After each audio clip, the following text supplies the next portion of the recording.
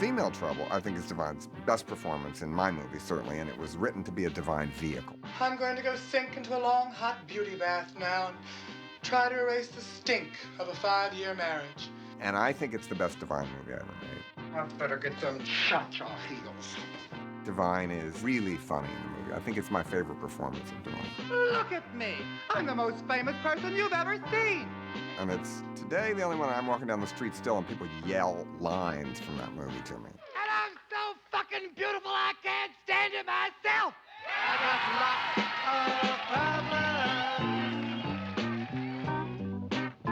Female trouble. For all of us at Dreamland, I think that movie, more than anything else, was like home movies. It was shot in our friend's house, in my house, in John's house, in his mother's house. I look at that and it's a little glimpse of our life at that period. I have to set fire to this dump. A bunch of us graduated from art school, and we found a house in this abandoned part of the city called Fells Point, and it was 22 rooms for $100 a month. It actually started to bring college kids down to this area, which was really the old docks and was a bunch of stevedore bars and things like that. It became party central. One party, in comes John with Divine, Van Smith, Pat Moran, Mary Vivian Pearce, David Lockery, and Van Smith, and Cookie Muller. So I met the whole Dreamland studio at once. I love those flashballs. There was Divine, just big as life, this big, great, funny, ornery guy. We all just immediately loved each other, the age of love. From then on, we just loved, hanging out together, making films together. John would call up, like on a Friday night, and say, get your gang, meet me at Millrace Road at 9 o'clock tomorrow morning. Bring blankets and sheets. We're going to do the Stations of the Cross. And then all these crazy freaks, which we kind of thought of ourselves as, would go down there, and we did the whole thing. It was so much fun. I am divine. Multiple maniacs. John said, oh, you're an artist. Can you make me a 15-foot lobster? So he gave me $34. I made this lobster. The claws went like this, and the arms went like this, and 2 people were inside working it, and it was my brother and I. And our first job in film was raping Divine. I love movies. I really love movies. I've always loved movies. They always were a way to take me away when I was a kid.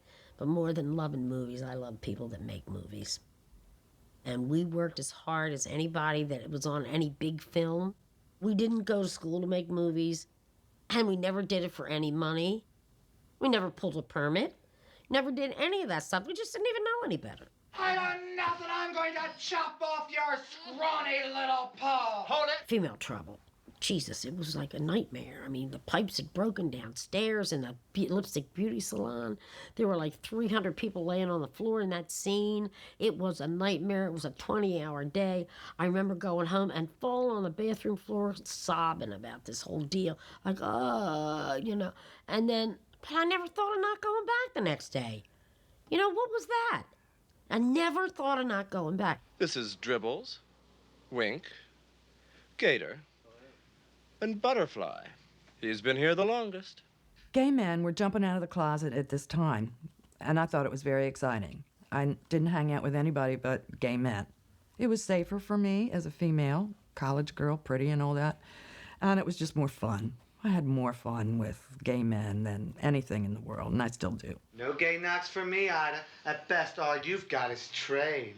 Hairdressers was one of the careers that a gay guy could have and still be very gay and, very flamboyant, I guess you could call it. Have you met any nice boys in the salon? That might have been the premise for Female Trouble. John wanted to entertain people. Divine wanted to entertain people and shock them. Get those cameras rolling! We didn't have the money to make nice movies. The only way to get noticed was to make shocking movies. Female Trouble is special to me because the baby that Divine has was my baby. Well, I just wanted to tell you that I'm pregnant and I want money. He was late, like a month late, this baby, and John had to shut down filming to wait for this baby because he knew it was going to be the shocker of the film, one of them anyway. Ramsey had just been born, maybe 4 days old. Oh, my little Tabby. I remember, here they are throwing fake blood on my baby and stuffing a condom with liver or the umbilical cord. And actually, after that, my son and Divine were good friends. Oh, little Tabby. He really was a very good actor. Today is my big day. I feel lucky to receive the death penalty. People just, I guess, just think he was just always walking around in those kind of outfits, and he wasn't. He was this big, roly-poly guy who was just funny as hell.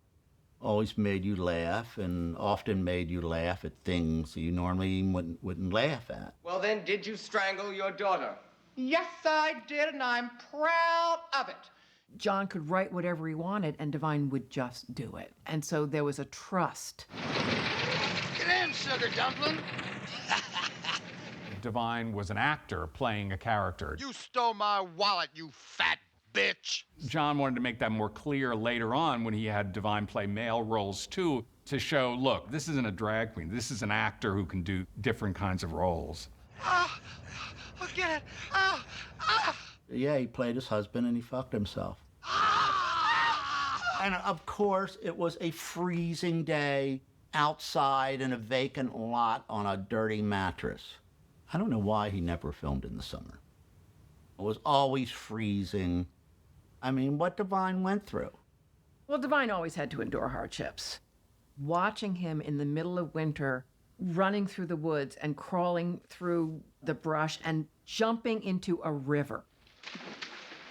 He had to swim across the Chop Tank River on a day it was raging dangerous. And he was always a good swimmer. And he swam that river. He did what was required, and he never bitched about it. I'm amazed he did it. You know, I mean, he didn't know anything about the trampoline. Divine shoots me. Who wants to die for art? I do. I die for art. It was just a little thing that John wrote for me. Would you allow us to take some photos of you committing various crimes? Crimes that tickled our fancy? Oh, I loved David Lochary. He was brilliant. Say it! Say liquid eyeliner! He had a very British kind of accent, but it wasn't really British. We rarely eat any form of noodle, Dawn, but I'll take a tiny portion to be polite. With cheese, please. He played my husband. Eat one. They're really quite tasty. His whole manner, his sense of humor, he was a wonderful, wonderful person. And his hair, he had the heart-shaped hairdo with the dark roots in the front and the blonde in the back. He used a toner called white minks that would make his hair platinum blonde, gorgeous color. Don't you look hot today? Why, thank you, honey. I feel more, more comfortable. Edie Massey. She was the barmaid.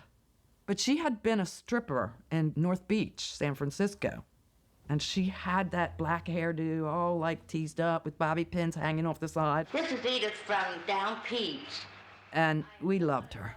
We loved her. And as soon as we came in that bar, she'd waddle up. Hi, Sue. Well, I just use common sense. I mean, if they're smart, they're queer. And if they're stupid, they're straight. Right, Ernie? Edith and her lines.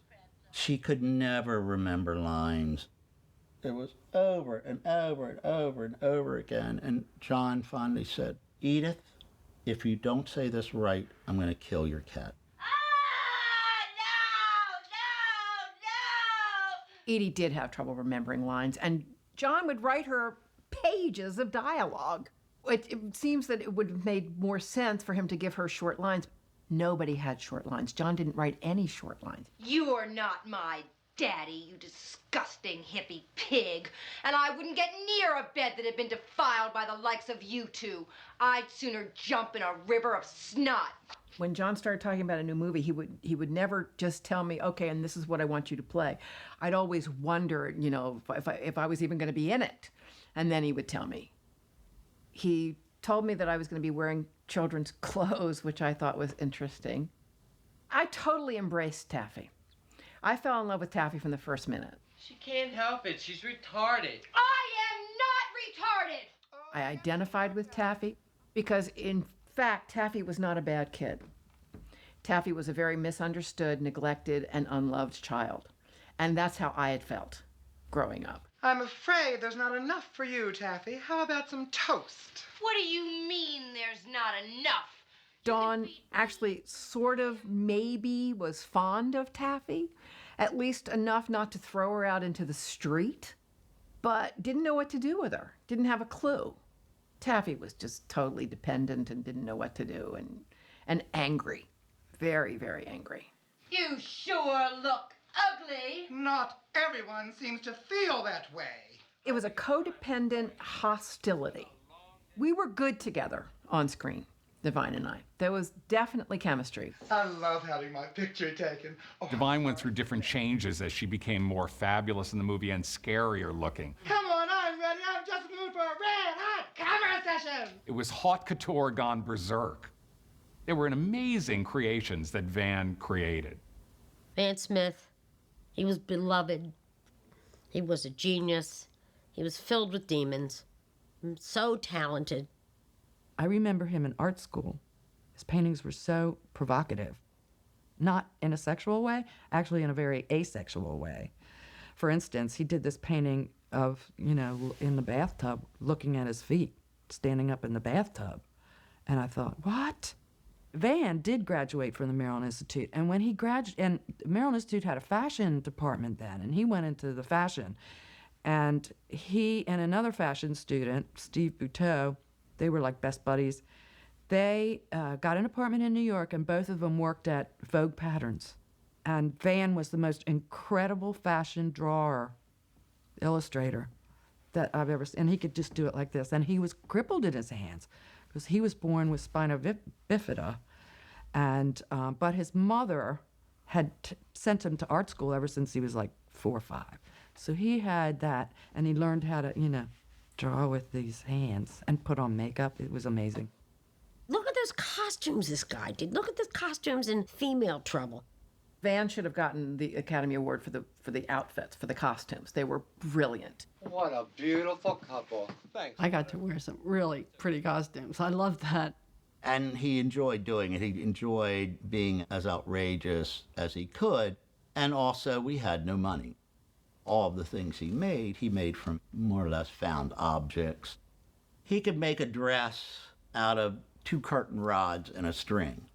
He helped develop this burlesque body look for Divine with the fishnet red dress. Van wanted to make fun of the size of Divine, but not to make Divine shameful. He was able to satirize what Americans look like. Well, he never was about to make him look like a size 4 or try to make him look like that. He used it to an advantage. I'd like my hair done quickly and quietly. Divine was a huge Elizabeth Taylor fan. Divine saw Cleopatra 1,000 times.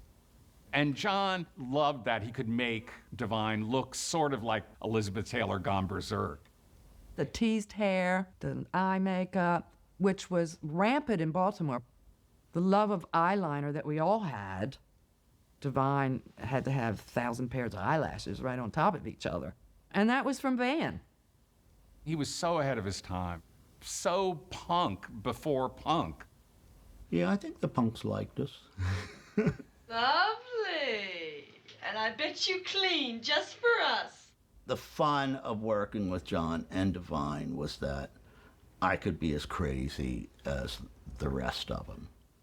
Vince could make brilliant sets out of garbage, which is what John loved, to turn trash into art. The garish, the cheap, the tawdry. It was also because that's all we could afford is the garish, cheap, and tawdry. Female Trouble. That was when I first got to do environments for him. Things you find in the streets and the thrift shops. I didn't have to just be the neutral background. We didn't care if we matched. We didn't care if we clashed. If we clashed, all the better. Because it was anti-art. It was anti-art direction, anti-costuming. Personally, I was rebelling against everything I was taught that was right in art school. Do you want another whipping with that car, Ariel? It's right in that closet, don't forget. Divine's house, Pat Moran had a shop, and so the upstairs was vacant, so I went upstairs. First, we decorated that house one way, and that was when Taffy was growing up and all that stuff. And then when Divine comes back from her acid burn, it's redecorated. Painted it all red and threw glitter all over everything. It was a makeover. I don't know what the landlord said when he saw that years later. Oh, Donna, it's beautiful. It all happened within this magical bubble. Nothing outside the frames exists. I got something for your face, motherfucker! I didn't put John on my resume for the first 10 years of my career. I was afraid nobody would hire me. Our films have lasted a long time, especially those old ones. And I think it's because they were meant for troubled youth. It's the 14-year-olds and 16-year-olds that start looking at female trouble. Each generation rediscovers it, you know, because they get lessons out of it, like how to cope in a world when they're the oddball or they're the underdog, and it's like accept it and go with it.